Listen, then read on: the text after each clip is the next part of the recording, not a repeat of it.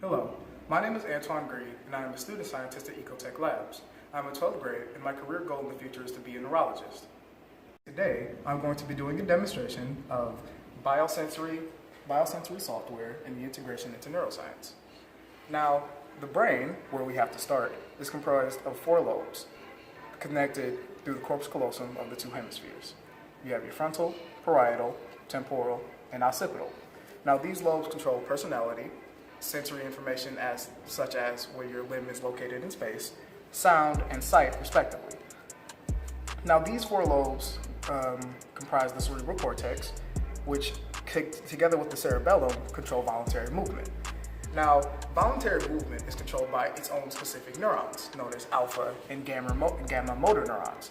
Now, these are usually located right near the muscle fibers themselves, and because this is a live brain, of course, I can't show you that.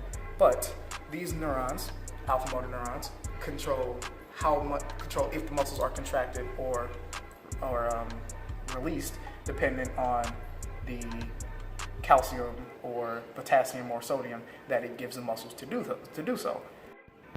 And now I'm going to be showing you this Arduino Spiker box and its capabilities of recording the biochemistry of muscle movement. Now, as you see on this software here, it looks very similar to an EEG or an EKG. Now, this machine works off of the same principles as those devices, recording the biochemistry of movement through electrical signals. Now, as you see on the screen to my left, if I'm to flex my arm, the signal grows stronger until it reaches a spike, a maximum, and as I release tension, it gets smaller and smaller until it's just indistinguishable. Now, this is because whenever I flex my muscles, electricity is produced. That's how muscles contract and release, through ions like sodium or potassium.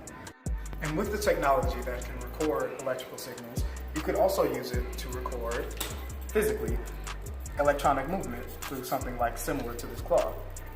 Now, as you see, if I was to close my arm, close my hand I should say, it flexes with startling precision up until a point. I have to flex extremely hard to get this done. Anything less, it moves in fidgets and is very unresponsive. Now, this is indicative that it could be very much improved on, to the point where people who are amputees can simply get sensory information from the neurons at the site where they were amputated and move their arms with the same lifelike and natural ability that I can do now. My time at Ecotek Labs has taught me how to explore my ideas, ask the right questions, and apply the new information that I've learned about neuroscience to the field of robotics.